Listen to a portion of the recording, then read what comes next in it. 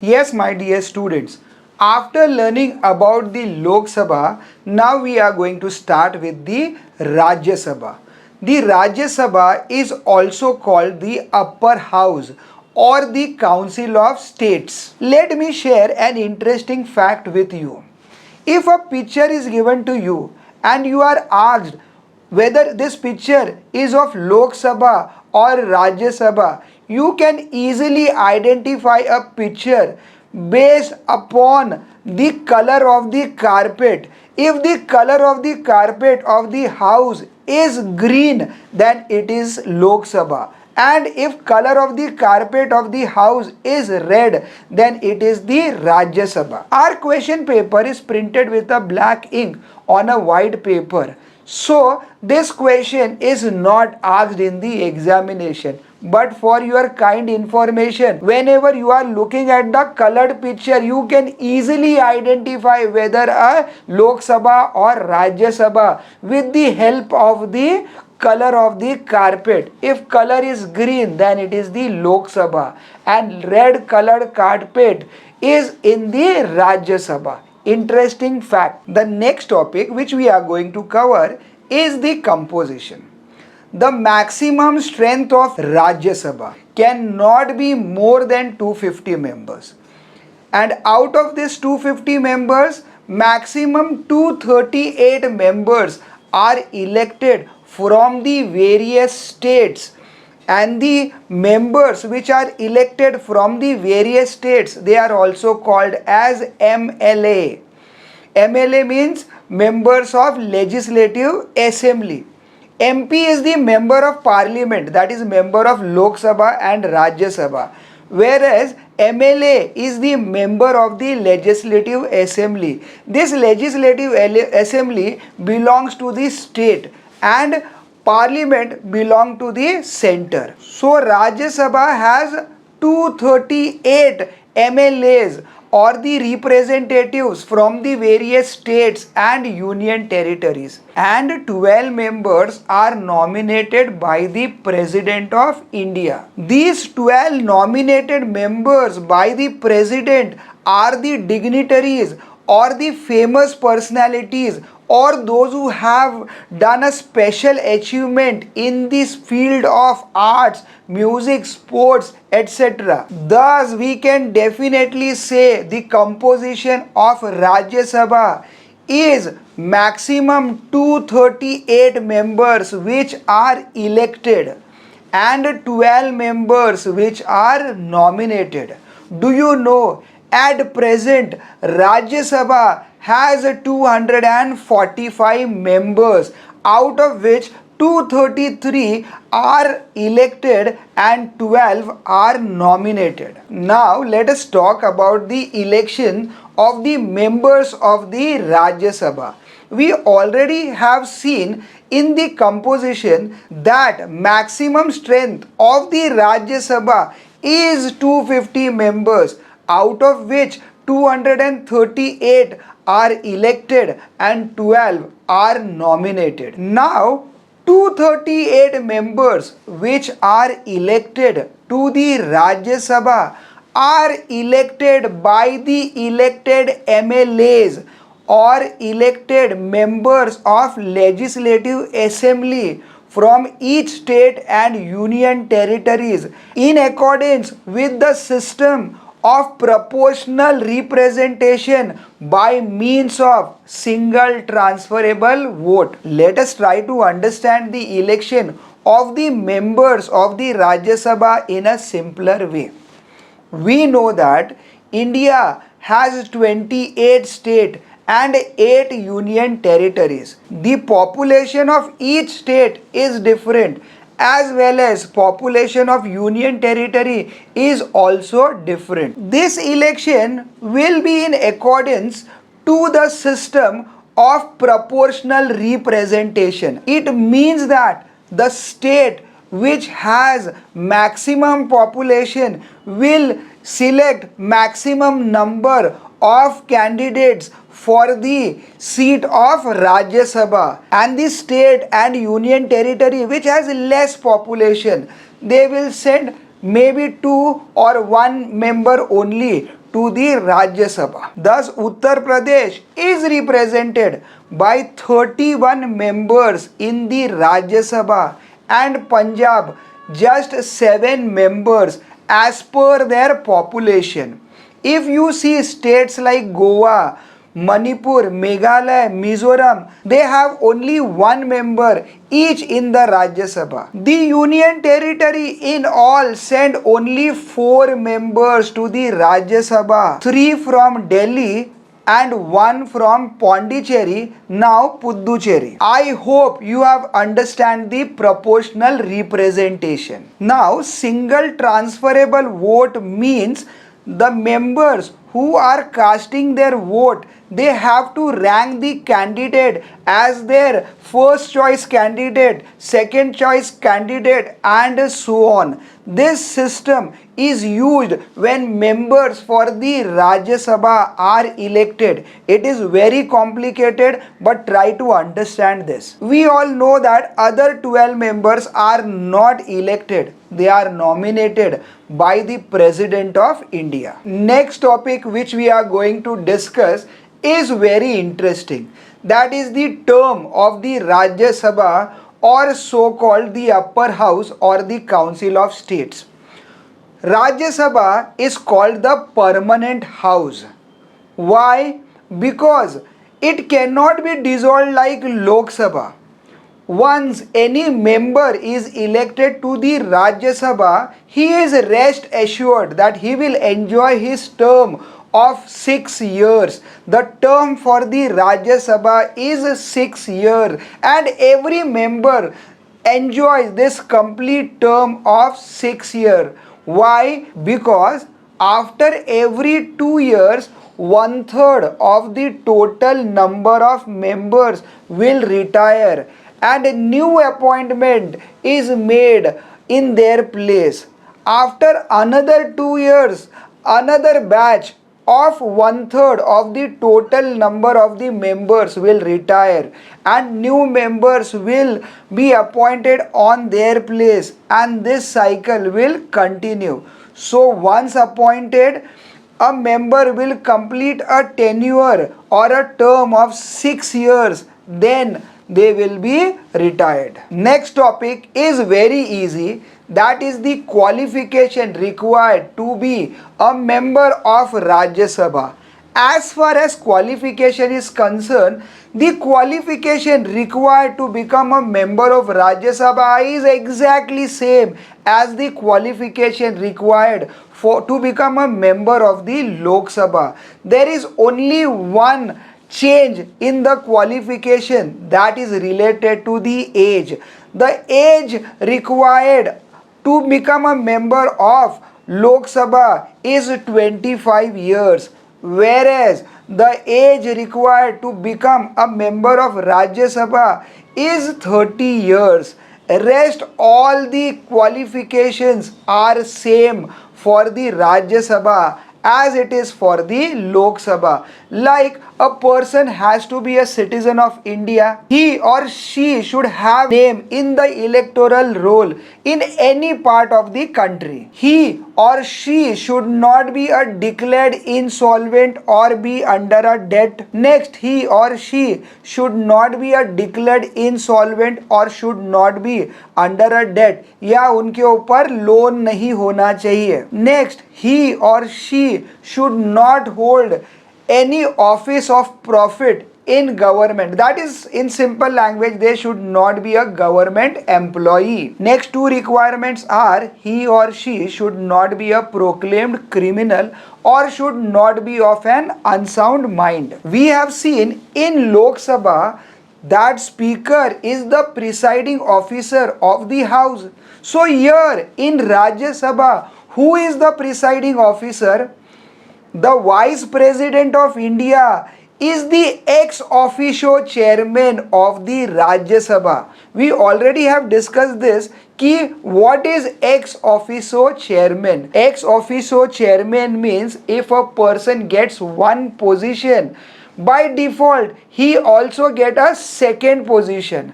In same manner, If a person becomes a vice president of India, by default he will become a presiding officer of the Rajya Sabha. Hence, vice president of India is called the ex officio chairman of the Rajya Sabha. He presides over the meeting of the Rajya Sabha. You must also know that in some matter or in some cases, a joint meeting of Lok Sabha and Rajya Sabha is conducted. In that case, Speaker of the Lok Sabha will be the presiding officer of the meeting and not the Vice President of India. In case if Chairman of the Rajya Sabha, who is the Vice President of India, is unable to attend the business or the meeting of the Rajya Sabha, then who will preside over the meeting? A provision is made for this condition also. Rajya Sabha from its elected member appoints a deputy chairman. In case chairman or vice president of India is absent for the meeting or for the conduction of business in the house, in that case the deputy chairman gets all the powers of chairman to conduct or preside the meeting of the house. So in case if chairman is absent for the business or the meeting of the house, the deputy chairman will take all the responsibility of smooth functioning of the Rajya Sabha. Now we are going to talk about the technical things in the Union Parliament, that is powers and functions of both Lok Sabha and Rajya Sabha. To start with, we are going to first discuss about the legislative powers. Except for the money bill, on which Lok Sabha has more power,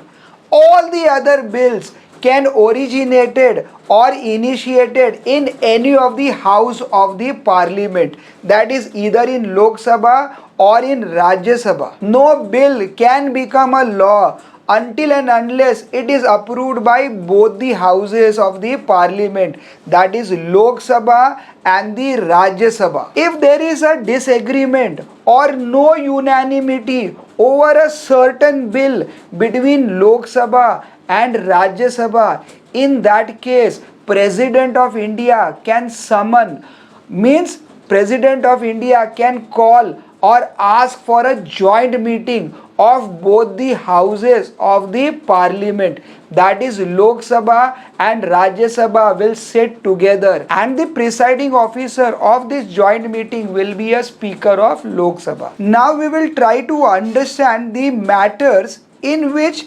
parliament, that is Lok Sabha and Rajya Sabha, can make laws.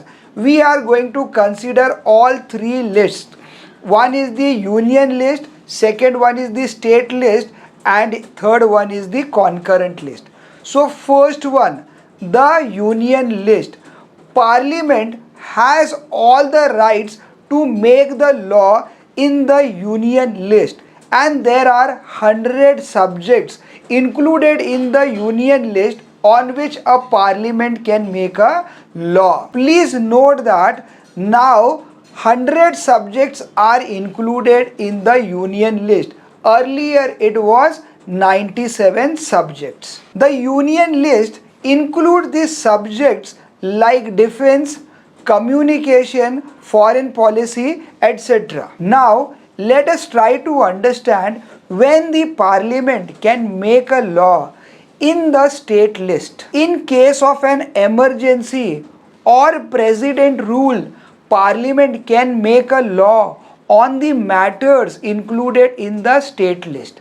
The next condition where they can make a law on the matter of state list is when Rajya Sabha pass a resolution by a special majority. Special majority means a majority of 2/3 of a member, that this particular subject has assumed national importance. The third condition, when Union Parliament make a law in the matter of the state list, is when two or more states have the opinion or feels that the Union Parliament should legislate in the matter of the state then Union Parliament can make a law in the matter of the state list.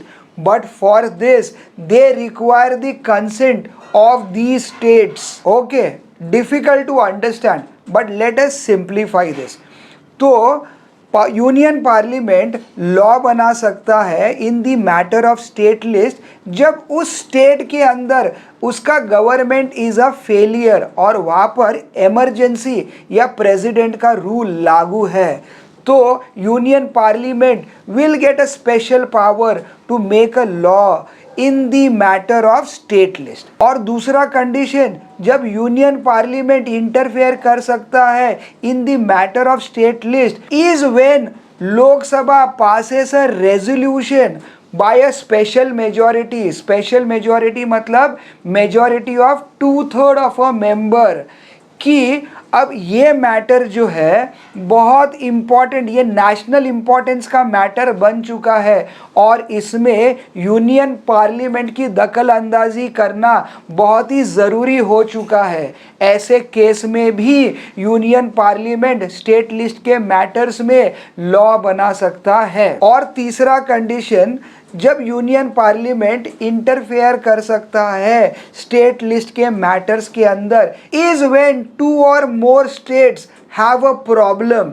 उनके बीच में problem है तो वो पूछ सकते हैं या वो मदद मांग सकती है कि यूनियन पार्लियामेंट की, कि यूनियन पार्लियामेंट आए उस प्रॉब्लम को सॉल्व करे और ऐसा कुछ रूल बनाए या ऐसा कुछ लॉ बनाए which is included in the state list. Also union parliament can make a law on the matter of the concurrent list. There are 52 matters on which Union Parliament can make a law along with the Legislative Assembly. Whenever there is a conflict on a law between the Union Parliament and the Legislative Assembly, then the law of the Union Parliament will prevail.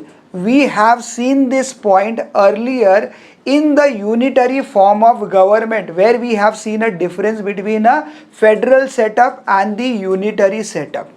Yes, इसका मतलब यह है कि ऐसे 52 subjects है जो included है concurrent list में। तो ऐसे मैटर्स पर स्टेट गवर्नमेंट के साथ ही साथ यानी कि लेजिस्लेटिव असेंबली के साथ ही साथ यूनियन पार्लियामेंट को भी अधिकार है ऐसे मैटर के ऊपर लॉ बनाना। और अगर स्टेट का लेजिस्लेटिव असेंबली और यूनियन पार्लियामेंट में अगर डिफरेंस है ओवर एनी लॉ, तो लॉ ऑफ द यूनियन इसको ज़्यादा इम्पोर्टेंस मिलता है। Next is the residuary powers of the union parliament. It gives the power to the Union Parliament to make the laws on the matters which are not included in these 3 lists, which is Union list, State list and the concurrent list. Next important legislative power of the Union Parliament, that is Rajya Sabha and Lok Sabha, is the ordinance. Ordinance is the temporary act. It is passed by the president only, and president can pass this ordinance only when parliament is not in session. This ordinance is equivalent to the act or a law. Both has same effect or same power. As I said, this ordinance is temporary.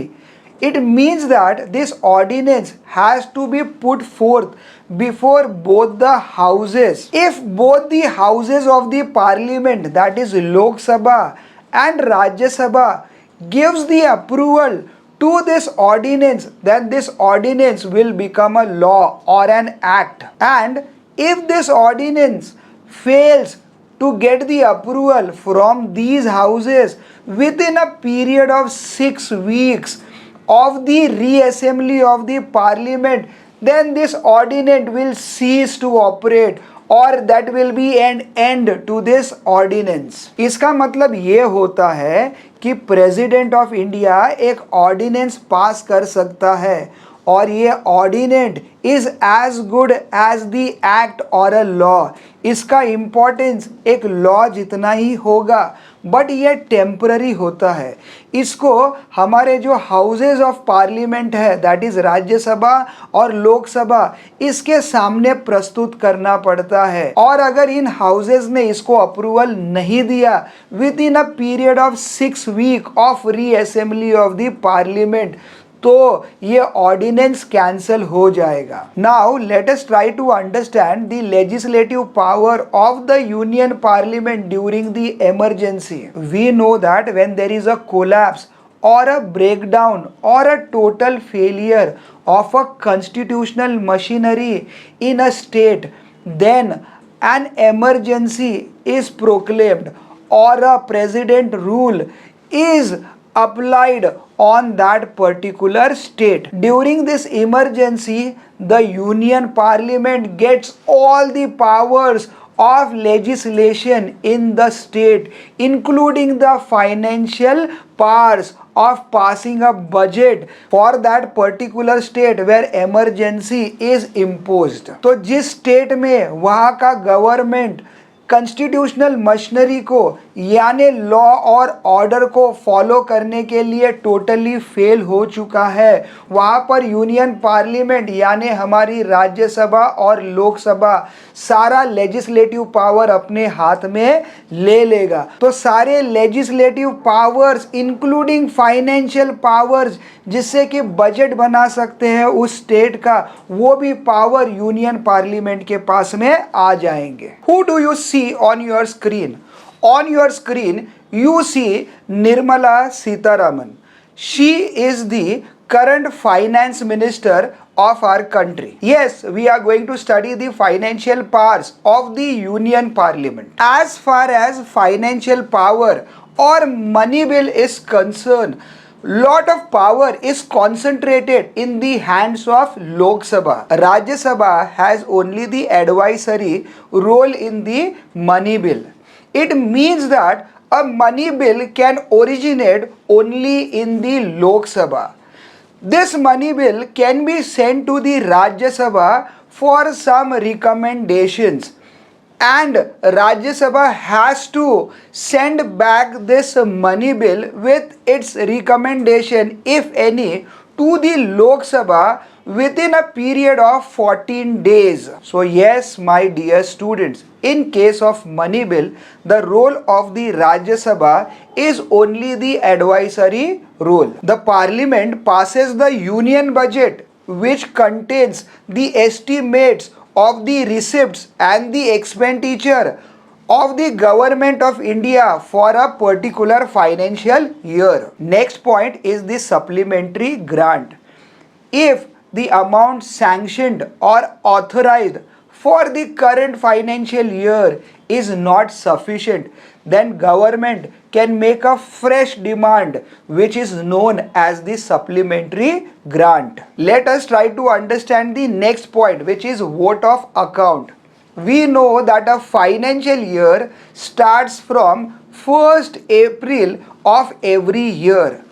Let us take into consideration कि the budget for that particular year has not been passed until 1st of April of that particular year. In cases like this, the vote of account become very handy. Now executive can withdraw the amount from the consolidated funds under the name of vote of account. Definitely this money withdrawn on the vote of account is used for the welfare of the people until the budget is passed by the parliament for that particular year. Next point, point number 4 is the salaries. The salaries of the member of parliaments or MPs and the other ministers are decided or determined by the union parliament. Last point number 5, permission of imposing taxes. So no new tax can be imposed on the people of the country, or even government cannot spend money without the prior approval of the union parliament. Next topic amendment of the constitution is very important from your examination point of view. Now you can see on your screen there are three kinds of majority. One is the simple majority, another one is the absolute majority, and third one is the special majority. Let us try to understand the difference between these three. Simple majority. Simple majority means whatever number of members are present in the house, 50% of the member is the simple majority. Right यानी कि उस दिन जितने भी members present है house में उसका 50% is called a simple majority. Next is the absolute majority. In case of absolute majority attendance is not important. How many members are attending the parliament on that day is not important. Absolute majority is the approval of 50% of the members of the total strength of the house.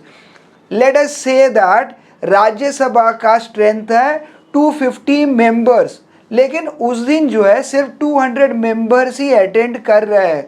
तो कितने members attend कर रहे हैं session को उस दिन, that is not important. अगर total strength है 250 मेंबर्स तो 125 मेंबर्स का approval is considered as the absolute majority. Right. Next is the special majority. It is the 2/3 members of the total strength of the house, or it can also be 2/3 number of members present in the house and voting. That majority is called the special majority. My dear students, please keep in mind that amendment of constitution is not an easy job. This amendment has to be done in each of the house. Both the house has to give approval for the amendment of the constitution, and majority required is the absolute majority. It means that the amendment must be passed by each house by the absolute majority, that is approval of 50% of the total members of each house is required. And also the special majority, that is on that particular day at least 2/3 of the members present and voting has to give approval to the amendment of the constitution. Both the conditions are must. In some cases the amendment of the constitution requires a special majority, that is the approval of 50% of the member present and voting on that particular day from the members of legislative assembly, yes, MLAs from the state. This provision is called the federal provision. That means power is distributed between the state and the central government. Hence, in some cases, member of legislative assemblies from states are also important. Next topic with respect to powers and the functions of the Union Parliament is the control over the executive. Here, most of the points are repeated. It is revision of some of the points which we have already studied. First point is interpellation. Interpellation is right to ask question. We already have studied this. Every member of parliament has a right to ask question. So minister of a concerned department who has taken a particular decision, a question is asked regarding that decision. Also the question regarding the performance and the progress of that decision is also asked. In this way, MP in power is kept in check. Hence, when Lok Sabha and Rajya Sabha starts its functioning at 11 a.m., first 1 hour 11 a.m. to 12 noon is reserved as a question hour, and 12 noon to 1 p.m. is reserved as a 0 hour. During this time, questions are asked to the concerned minister who is responsible for that ministry. These questions are asked to the concerned minister to gather the information on the matter of the public importance or to highlight the grievance or the problems faced by the people so those problems could be solved. Second point is vote of no confidence. If the behavior or the action of a government or a decision taken by a government is unparliamentary or unconstitutional, then member of parliament can pass a no confidence motion against the prime minister or against the entire council of minister or against a particular minister. In such a case, either a minister or entire ministry has to resign. Third point is the adjournment motion. This is also a revision. Adjournment motion means leave the work which is planned for the day aside and take up a new work or something new which is of urgent importance. In case of certain natural calamity like earthquake or floods or any other accident like a railway accident where several number of people have lost their lives, or maybe a communal tension between two religions, in such a case this adjournment motion can be moved. Point number 4 is the monetary control. During the budget session, a cut motion can be moved. Through this motion, the government may be asked to reduce the expenditure. Parliamentary committee make sure that each and every penny, each and every money is spent according to the parliament's decision. Next two topics are very important. In topic A, we are going to discuss the exclusive powers of the Rajya Sabha.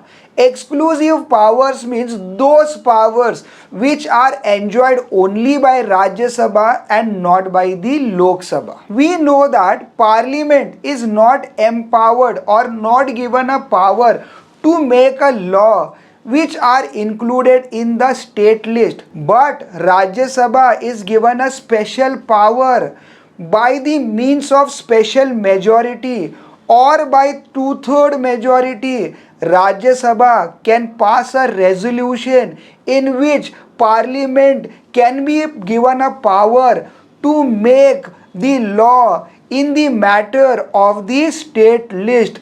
लोक Sabha does not have power like this, यानी कि parliament के पास power नहीं होता है to make a law in the matters of the state list.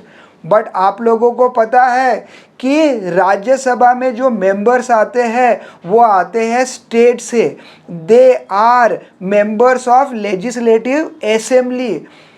तो Rajya Sabha is given a special power. Rajya Sabha को स्पेशल पावर दिया गया है और वो स्पेशल पावर यूज करके राज्यसभा के 2/3 मेंबर्स एक रेजोल्यूशन पास कर सकते हैं और वो रेजोल्यूशन पार्लियामेंट को पावर देता है to make a law in the matter of the state list. और राज्यसभा के पास ही ये पावर है, लोकसभा के पास ये पावर नहीं है. Second exclusive power of the Rajya Sabha is that it becomes sole de facto and de जूअर.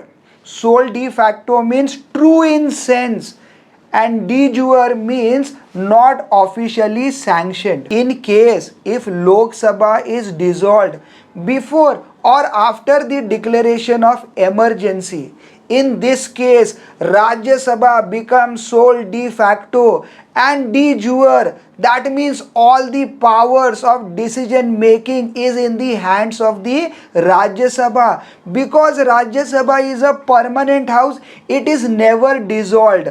And we know that Lok Sabha can be dissolved even before completion of its tenure of 5 years. So this is the advantage of the Rajya Sabha to take decision in its own hand after the declaration of emergency. So this is the exclusive power of Rajya Sabha.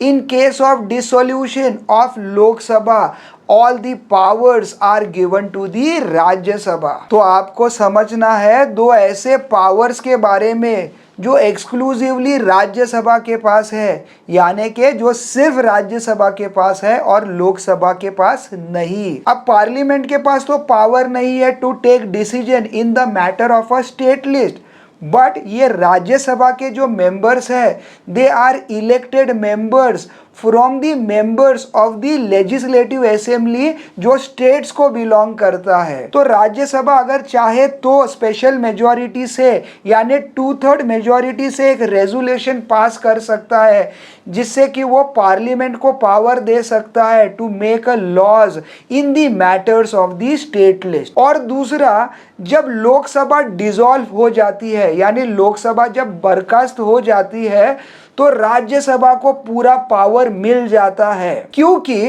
Rajya Sabha तो permanent house है, वो कभी dissolve होता ही नहीं है। हर एक member Rajya Sabha का अपना टेन्योर 6 इयर्स का एंजॉय करने के बाद में ही रिटायर होता है। तो ये दो पावर सिर्फ राज्यसभा के पास है, लोकसभा के पास नहीं। Now let us talk about the exclusive powers of the Lok Sabha. Means those powers which are enjoyed by Lok Sabha only and not the Rajya Sabha. As far as control of the executives is concerned, Rajya Sabha has no real power. Executive means president, vice president, prime minister, his council of ministers, etc. This can be explained by the example of no confidence motion.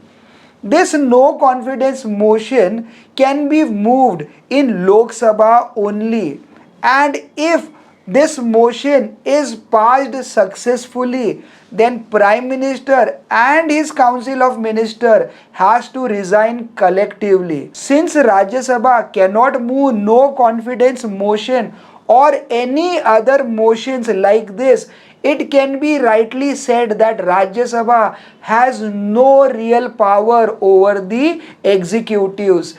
This power is exclusively enjoyed by the Lok Sabha. The Lok Sabha has the exclusive power to control the executives. Second exclusive power of the Lok Sabha is related to the money bill.